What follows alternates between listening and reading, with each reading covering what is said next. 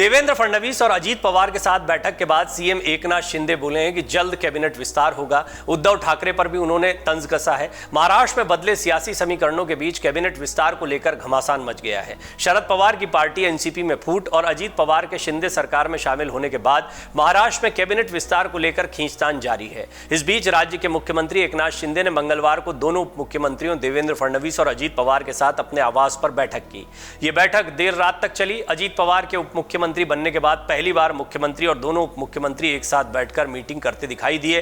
कयास लगाए जा रहे हैं कि इस मीटिंग में मंत्रिमंडल विस्तार और विभाग के बंटवारे को लेकर चर्चा की गई। देखिए, गौर करने वाली बात है कि अभी तक अजीत पवार के मंत्रियों को पोर्टफोलियो नहीं मिला। अभी तक अजीत पवार भी उप मुख्यमंत्री के अलावा और क्या देखने वाले हैं विभाग, वित्त मंत्रालय, सहकारिता मंत्रालय, इसकी मांग वो करते रहे या उनको मिलेगा नहीं मिलेगा, ये भी रस्साकशी का एक विषय बना हुआ है। इसका शिंदे भी विरोध करते दिखाई दे रहे हैं। बात सिर्फ शिंदे गुट की नहीं है। एकनाथ शिंदे ने हालांकि इस पर क्या कहा है मंत्रिमंडल विस्तार पर, वो मैं आपको बता देता हूं। मीडिया रिपोर्ट्स के मुताबिक देर रात करीब 12 बजे उप मुख्यमंत्री अजीत पवार सीएम एकनाथ शिंदे के बंगले वर्षा पर आए थे। करीब 1.5 घंटे बाद 1:30 बजे के आसपास वो निकले। दूसरी तरफ देवेंद्र फडणवीस 11:15 बजे मुख्यमंत्री के घर पर पहुंच गए थे और अजीत पवार के जाने के आधे घंटे बाद 2 बजे निकले। वो 2.5 घंटे सीएम बंगले पर रहे। हालांकि इस बैठक में किन बातों पर चर्चा हुई, इस बारे में ना तो अजीत पवार ने कोई बात की और ना ही देवेंद्र फडणवीस ने औपचारिक तौर पर कुछ कहा है।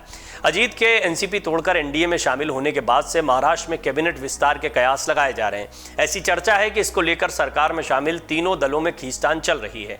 विभागों के बंटवारे पर मंथन चल रहा है। आइए हम आपको बताते हैं कैबिनेट विस्तार को लेकर शिंदे ने अपने बयान में क्या कुछ कहा है। मंगलवार को दोनों उप मुख्यमंत्रियों के साथ बैठक के बाद सीएम शिंदे ने कहा कि बहुत जल्द कैबिनेट का विस्तार किया जाएगा। इसके अलावा उन्होंने बैठक के विषय के संबंध में कोई और जानकारी साझा नहीं की।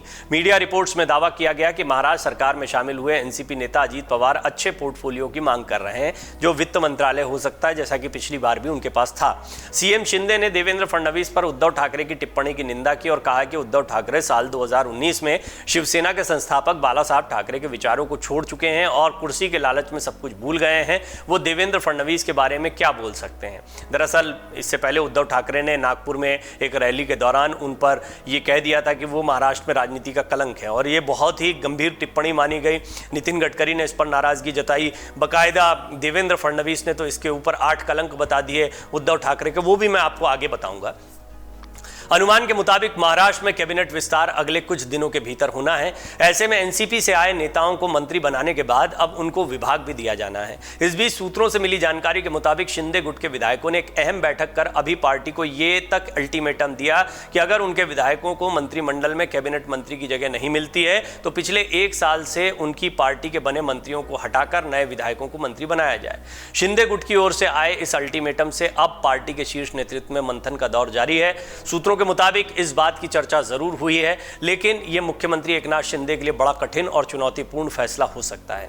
अजीत पवार को शपथ लिए 10 दिन हो चुके हैं और अब तक विभाग बटे नहीं है। अजीत पवार और अन्य 8 एनसीपी विधायकों को मंत्री पद की शपथ लिए हुए 10 दिन से ज्यादा का समय हो गया है, लेकिन विभागों का बंटवारा अभी तक नहीं हो पाया है।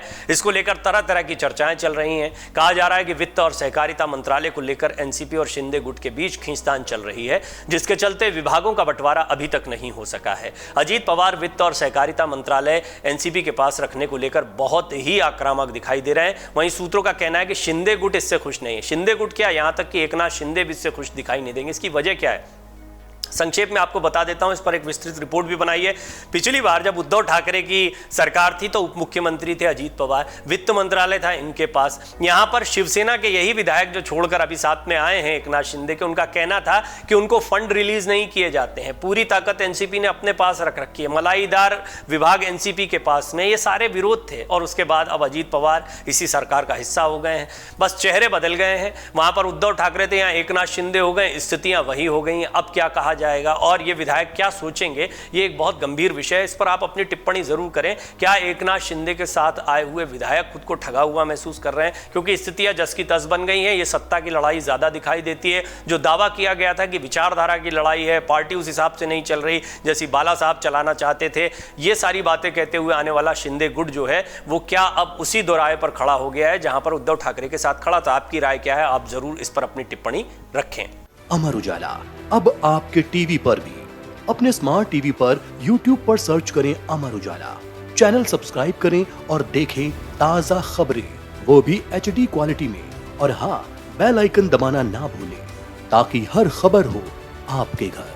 अमर उजाला, निष्पक्ष, निर्भीक, निरंतर।